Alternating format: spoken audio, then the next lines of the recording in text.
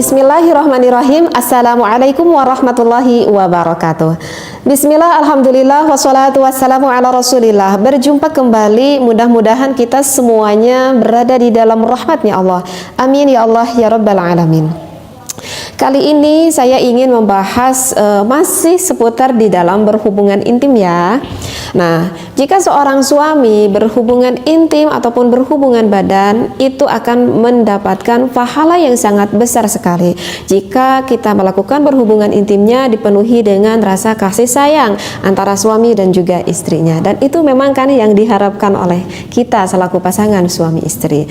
Nah, bisa mendatangkan pahala yang besar jika kita melakukan hubungan seksualitas itu sesuai dengan syariat Islam, artinya sesuai dengan aturan fikihnya. Jika kita melakukan hubungan intim ataupun hubungan seksualitas tidak dengan sesuai aturan fikihnya, maka justru itu tidak akan mendapatkan pahala, justru sebaliknya akan mendapatkan dosa bagi kita ya, karena itu adalah hal yang diharamkan oleh Allah.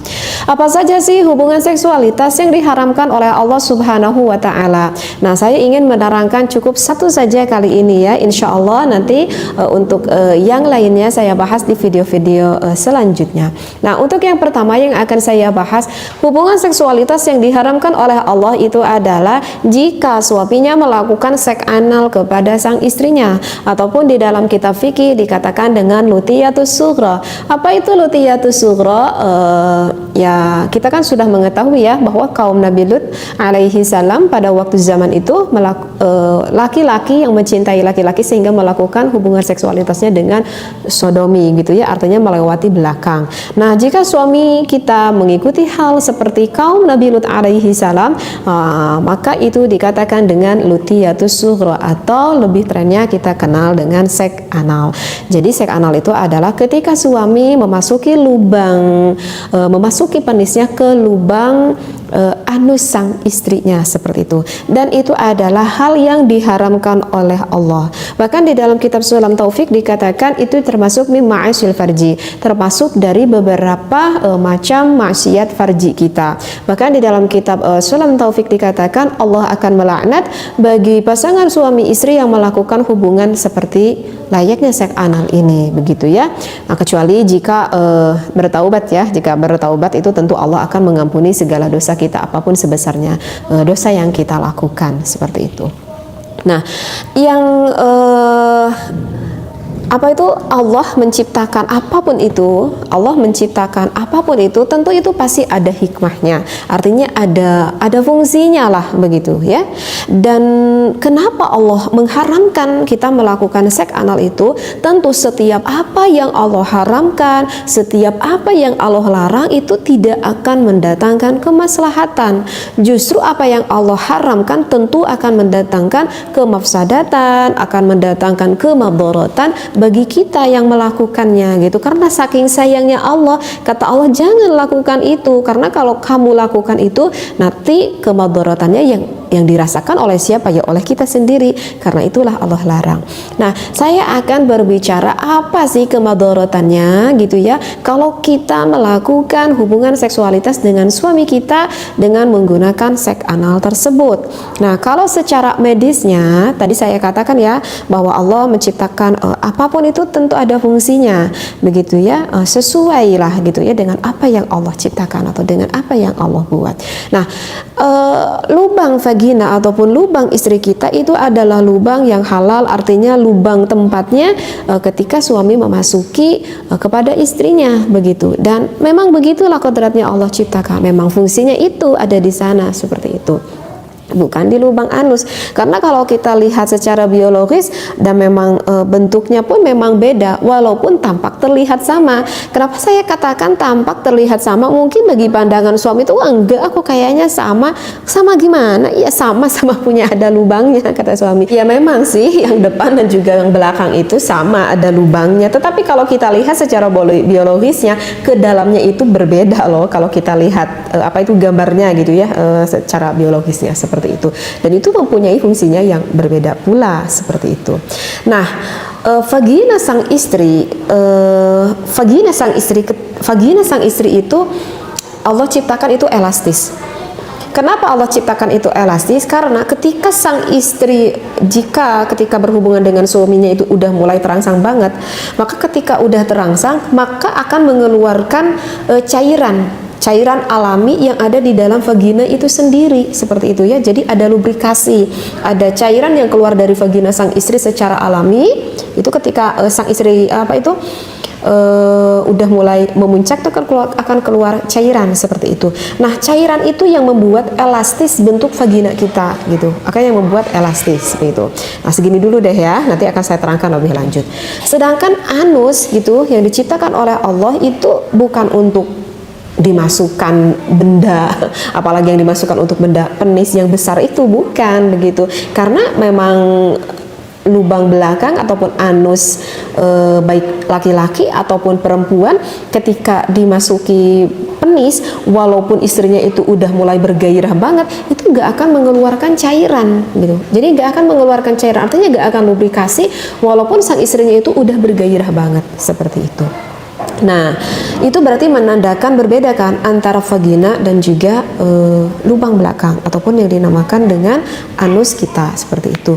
Dan kita kan tahu gitu, itu lubang anus itu lubang yang banyak sekali kotoran ya di sana, karena kan itu memang tempat pembuangan kan lewat jalur itu gitu ya.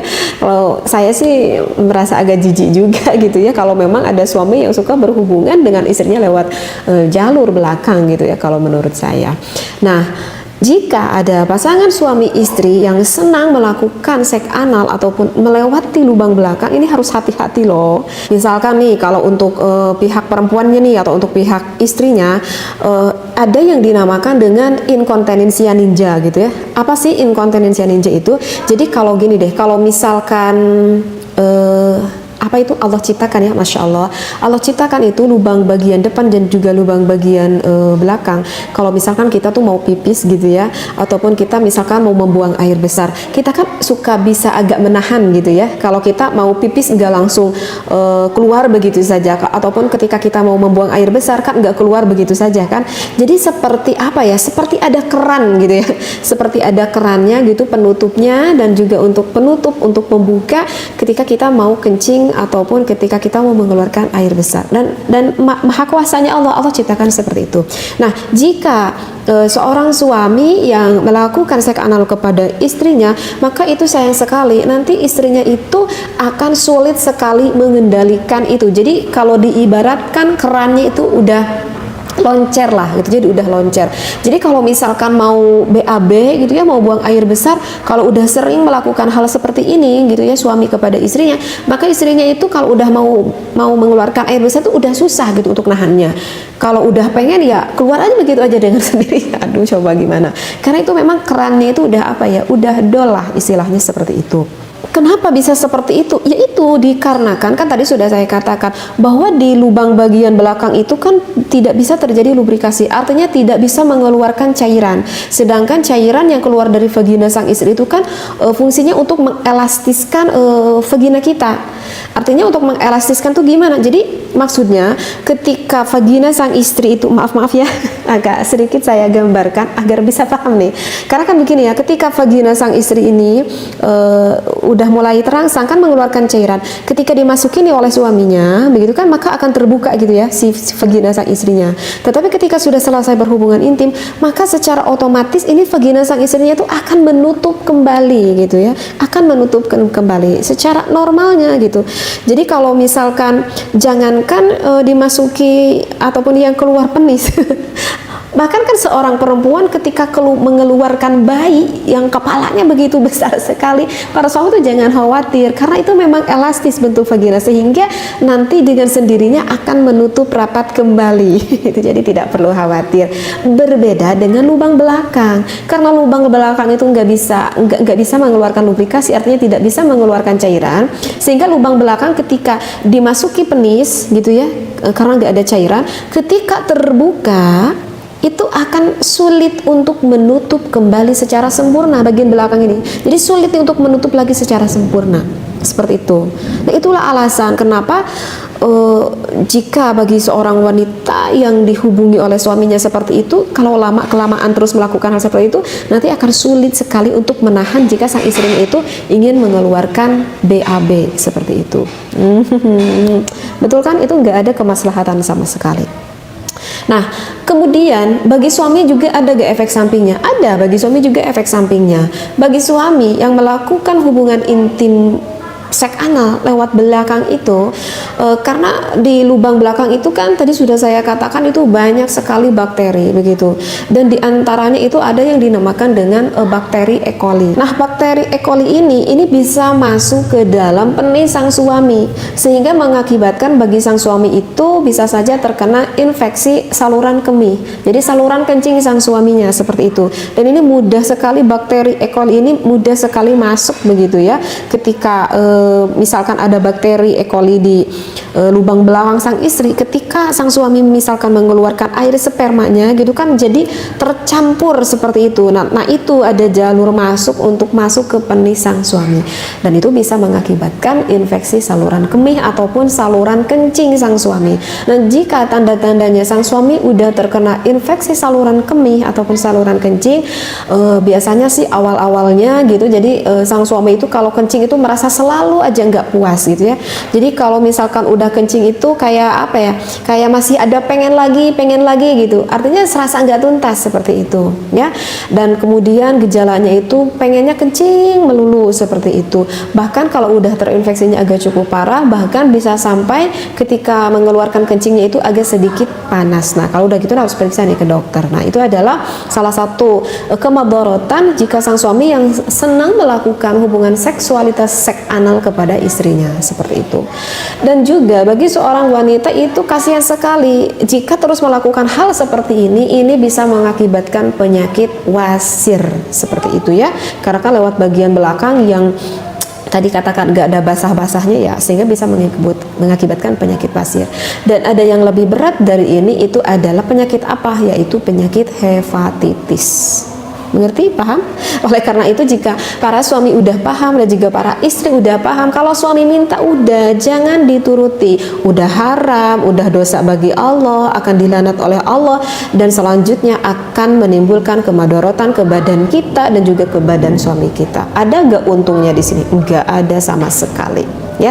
Tetapi memang akan sesuatu yang diharamkan oleh Allah itu godaannya itu sangat besar sekali, sehingga sang suami itu banyak yang berpikir ataupun yang banyak berfantasi, aduh kalau lewat lubang belakang tuh saya udah bosan gitu ya, jadi saya pengen fantasi yang lebih gimana mungkin bagi suaminya, sehingga berpikir ingin lewat lubang belakang. Kenapa? Karena sang suami berpikir kalau lewat lubang belakang itu, karena kan lubang belakang itu tampak lebih kecil daripada lubang depan sang istri, sehingga sang suami itu berpikir kalau saya masukkan lewat lubang belakang mungkin akan lebih menjepit ke penis saya lebih keras lagi, sehingga akan lebih enak pemikiran sang suami. Tahu-taunya di belakangnya menanti kemadharatan yang sangat banyak sekali. Nah, oleh karena itu bagi sang suami dan juga bagi sang istri, ingat ini seks anal merupakan hal yang diharamkan di dalam melakukan hubungan seksualitas. Mudah-mudahan apa yang saya sampaikan dapat banyak manfaatnya. Wallahu a'lam, wabillahi taufiq wal hidayah. Wassalamualaikum warahmatullahi wabarakatuh.